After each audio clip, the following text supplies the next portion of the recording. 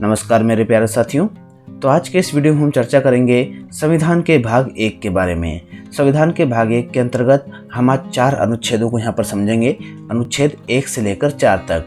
अनुच्छेद 1 से 4 में केंद्र को क्या शक्तियाँ हैं, राज्यों के पास क्या क्या शक्तियाँ हैं, इन्हीं सारे बिंदुओं पर आज के इस वीडियो में हम चर्चा करेंगे।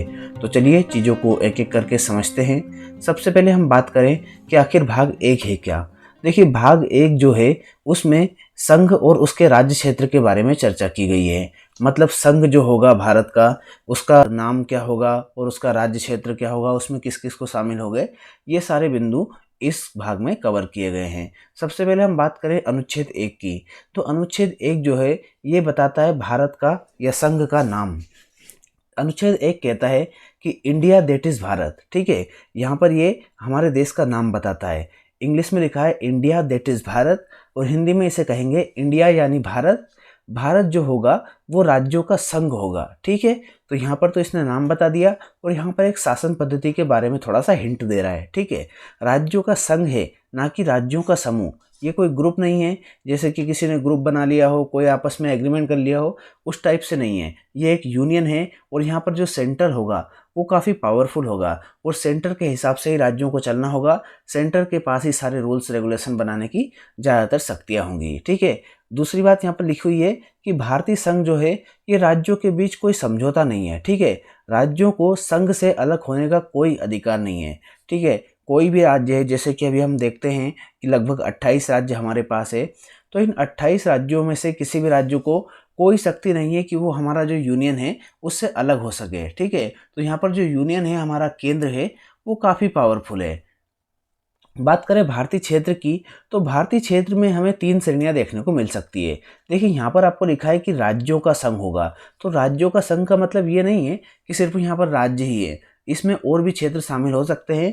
तो कौन कौन से क्षेत्र हम भारतीय क्षेत्र में शामिल करेंगे? तो पहले तो जैसे कि राज्य हो गए, जो यहाँ पर लिखा ही हुआ था। दूसरे संघ शासित प्रदेश, जिनको हम यूनियन टेरिटरीज बोलते हैं।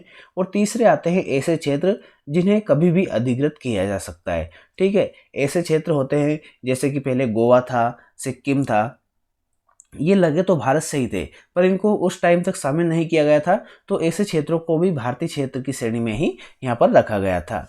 अब बात करें अनुसूची 1 के बारे में, तो देखिए हमारे संविधान में अभी 12 अनुसूचियां हैं। ठीक है, उनमें से जो पहली अनुसूची है वो बताती है कि जो राज्य और संघ शासित क्षेत्र है वो उनके नाम क्या क्या हैं और उनके क्षेत्र विस्तार क्या क्या है। ठीक है, जितने भी राज्य और संघ शासित क्षेत्र हमारे यूनियन में शामिल होंगे उन सब के नाम और उनके क्षेत्र विस्तार के बारे में जो सारी डिटेल हमें मिलती है वो मिलती है अनुसूची 1 से।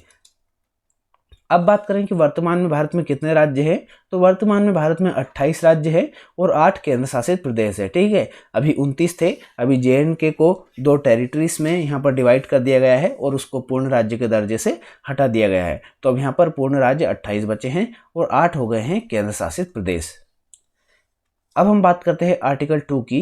तो आर्टिकल 2 है, ये संसद को ये शक्ति प्रदान करता है कि वह विधि द्वारा या फिर ऐसे नियम या शर्त जो कि उसे अच्छे लगे, जो उसे ठीक लगे, उसके द्वारा नए राज्यों का प्रवेश और उनकी स्थापना कर सकती है। नए राज्यों का प्रवेश और स्थापना, यहाँ पर उन क्षेत्रों की बात की जा रही है जो राज्य मतलब वर्तमान में भारतीय संघ के हिस्से नहीं है। ठीक है, भारतीय संघ से जो बाहर के हिस्से हैं, अगर उनको हमें भारतीय संघ में प्रवेश कराना है या फिर उनकी स्थापना करनी है तो ये सारा काम होगा आर्टिकल 2 के अंतर्गत। ठीक है, अब हम बात करते हैं अनुच्छेद 3 की। तो अनुच्छेद 3 जो है ये संसद को नए राज्यों के निर्माण की शक्ति प्रदान करता है। ठीक है, देखिए आर्टिकल 2 में हमने बात की थी, ये उन क्षेत्रों से संबंधित था जो कि अभी क्या है, भारतीय संघ के हिस्से नहीं है। पर जो राज्य भारतीय संघ के हिस्से हैं, जो यूनियन टेरिटरीज इसमें शामिल है, उन राज्यों में से तोड़ मरोड़ करके या फिर डिवाइड करके या फिर 2 राज्यों को मिलाकर या फिर किसी भी तरीके से वर्तमान क्षेत्र में से हमें नए राज्यों का निर्माण करना है, तो वो प्रोसेस बताती है आर्टिकल 3 में। आर्टिकल 3 जो है ये संसद को निम्न शक्तियां भी प्रदान करता है। ठीक है, नए राज्यों का निर्माण तो ये कर ही सकता है। देखिए, किसी भी राज्य के क्षेत्र में से या फिर कोई 2 राज्यों को मिलाकर ये नए राज्यों का निर्माण कर सकता है। साथ ही साथ किसी राज्य के क्षेत्र को घटाने या फिर उसको बढ़ाने की शक्ति भी संसद के पास ही है। ठीक है, कोई भी राज्य खुद अपने क्षेत्र को बढ़ा नहीं सकता, खुद अपने क्षेत्र को घटा नहीं सकता। ये सारी की सारी शक्तियाँ किसको दी गई है? आर्टिकल 3 के तहत संसद को या पार्लियामेंट को ये शक्तियाँ दी गई है। तीसरा पावर है किसी राज्य के नाम परिवर्तन की शक्ति। देखिए कोई भी राज्य अपना खुद का नाम भी चेंज नहीं कर सकता, ये सारे काम, ये सारी पावर दी गई है संसद को। चौथी पावर है किसी राज्य की सीमा परिवर्तन की शक्ति। किसी भी राज्य की सीमा बदलना है, जैसे कि पहले एमपी था, वो छत्तीसगढ़ और एमपी दोनों कंबाइन थे, अब उसकी सीमा बदल दी, उसमें से 2 राज्य बना दिए, तो ये सारी की सारी पावर किसके पास है? संसद के पास दी गई है। ठीक है, अब यहाँ पर कुछ कंडीशन बताई गई है आर्टिकल 3 के अंतर्गत कि 2 शर्तें हैं जिनका आपको पालन करना है। सबसे पहली शर्त है कि इससे संबंधित अगर कोई भी अध्यादेश आ रहा है जिसमें किसी भी राज्य का नाम चेंज किया जा रहा हो, यहाँ पर उसकी सीमा चेंज की जा रही हो, नए राज्य का निर्माण किया जा रहा हो, तो ऐसा अध्यादेश जो होगा वो राष्ट्रपति की पूर्व मंजूरी से ही संसद में पेश किया जा सकता है। ठीक है, राष्ट्रपति से पहले मंजूरी लेना आवश्यक है। और दूसरा यहाँ पर शर्त बताई गई है कि राष्ट्रपति के पास जब हम भेजेंगे मंजूरी के लिए, तो राष्ट्रपति जो होगा वो उसकी मंजूरी देने से पहले जिस राज्य में वहाँ पर चेंजेस किए जा रहे हैं उस राज्य के विधानमंडल का मत जानने के लिए भेजता है। ठीक है, वहाँ पर जो विधानसभा होगी, विधानमंडल होगा, उससे अपना ओपिनियन जानने के लिए राष्ट्रपति वहाँ पर भेजता है। पर यहाँ पर कंडीशन ये भी है कि जो राज्य है उसे एक निश्चित समय में अपना अभिमत देना होता है, और संसद और राष्ट्रपति जो है यह राज्य के मत को मानने के लिए बाध्य नहीं है। ठीक है, तो यहाँ पर 2 शर्तें तो इन्होंने बताई है, पर उन शर्तों को फिर से काट भी दिया है नीचे दूसरे पॉइंट्स में। ठीक है, मतलब कि राज्य जो कोई अपना अभिमत दे रहा है तो उसे सेंट्रल या यूनियन जो है वो माने या ना माने, इसके लिए कोई भी किसी भी तरह की यहाँ पर बाध्यता हमें देखने को नहीं मिलती है।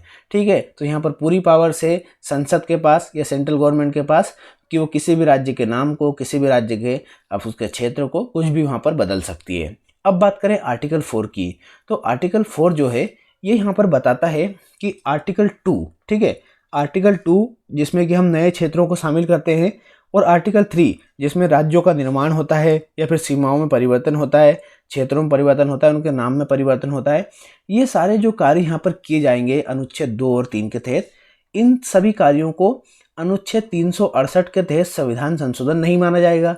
ठीक है, मतलब ये सारे जो कार्य हो रहे हैं इनको आप ये नहीं कह सकते कि भैया ये तो संविधान संशोधन है। ठीक है, क्योंकि संविधान संशोधन अगर इनको मानेंगे तो इसके लिए आपको विशेष बहुमत की आवश्यकता पड़ेगी, और विशेष बहुमत लेना उतना आसान होता नहीं है। तो इसके तहत जो कार्य किए जाएंगे अनुच्छेद 2 और 3 के तहत, उन सारे कार्यों को हम एक साधारण कानून की तरह, एक सिंपल कानून की तरह, बिल्कुल साधारण बहुमत और जो साधारण विधायी प्रक्रिया होती है उससे यहाँ पर पारित किया जा सकता है। ठीक है, मतलब संसद को यहाँ पर काफ़ी पावरफुल बनाया गया है कि आपको संविधान संशोधन की तरह यहाँ पर विशेष बहुमत की आवश्यकता नहीं होगी, आप एक साधारण बहुमत से ही इन सारे कार्यों को संपन्न कर सकते हैं। ठीक है, अरे रुकिए, अभी यहाँ पर वीडियो ख़त्म नहीं हुआ है। क्या आप मुझे बता सकते हैं कि आर्टिकल 3 के तहत जो राज्यों के नाम परिवर्तन होते हैं उसमें उत्तरांचल जो है उसका नाम उत्तराखंड कब किया गया था? अगर आप ये जानते हैं तो प्लीज़ कमेंट करके ज़रूर बताएं, और अगर आपको नहीं पता है तो आप ये वाला वीडियो जाकर ज़रूर देखें जिसमें आपको सारे राज्य जिनके पुराने नाम क्या थे और अब उनके नए नाम क्या कर दिए गए हैं, इन्हीं सारे बिंदुओं पर वहाँ पर चर्चा की गई है। तो मिलते हैं नेक्स्ट वीडियो में, तब तक के लिए पढ़ाई करते रहिए, अपना ख्याल रखिए। अगर वीडियो अच्छा लगा है तो लाइक और कमेंट करके ज़रूर बताइए, साथ ही साथ अपने दोस्तों के साथ शेयर कीजिए, और हमारे चैनल को सब्सक्राइब करके बेल आइकन को प्रेस कर लीजिए, ताकि ऐसे ही शानदार जानकारी वाले वीडियो जब भी हम अपलोड करें तो उनके नोटिफिकेशन आपको टाइम टू टाइम मिलते रहें। धन्यवाद।